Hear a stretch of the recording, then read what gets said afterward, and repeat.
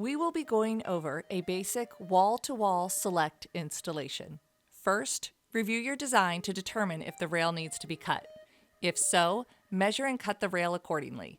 We recommend using a battery-powered bandsaw, sawzall, or hacksaw.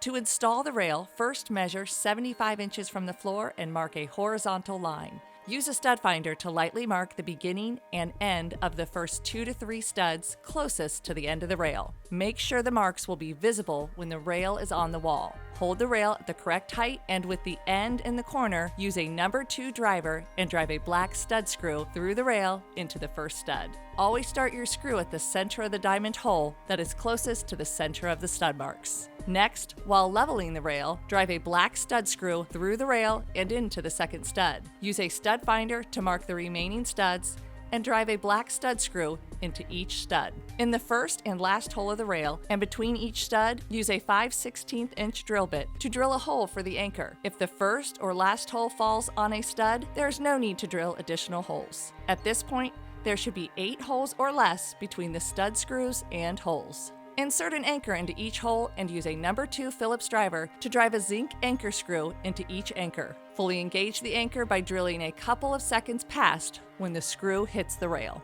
To recap, when installing in studs 16 inches apart, you should have a black stud screw in each stud along the rail. A zinc or stud screw should be in the first and last holes of the rail, and a zinc screw should be between each stud. At the ends, if there is more than 8 inches between the end of the rail and the last stud, add an additional anchor between the stud and the last hole. If the studs are 24 inches apart, add 2 anchors evenly spaced between every stud.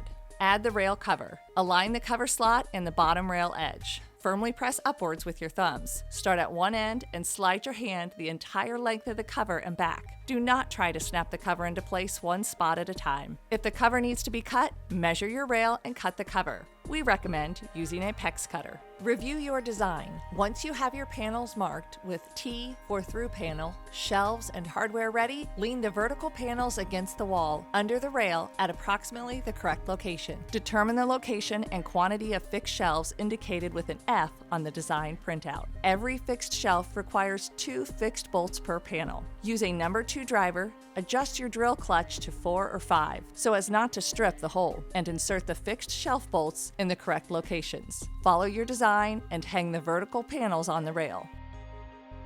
Install the fixed shelves in the correct locations. The vertical panels will need to be shifted side to side until the shelf slides onto the fixed bolt. Once the shelves are resting on the bolts, use a Phillips screwdriver to tighten each cam. Reference your design and insert all movable shelf pins and shelves. Your design printout will be marked with M's to indicate the location of movable shelves. If your design requires a cut section, the movable shelves will need to be scribed and cut. Place the cut shelves on the correct pins. The shelves should fit snugly with minimal gaps. Next, add the panel clips to all panels on an open end and 72-inch panels. They will be indicated on your design with a PC. Use a level to plumb the vertical panels. Hold the clip against the wall and panel. Then use a pencil to mark the diamond hole. Use a 5/16 inch drill bit to drill a hole through the drywall at the mark. Insert an anchor through the clip into the drywall. Use a number 2 driver to drive the screw into the anchor and tighten. Fully engage the anchor by drilling past when the screw hits the clip. The anchor will not strip. Drive the small panel clip screw through the clip into the vertical panel.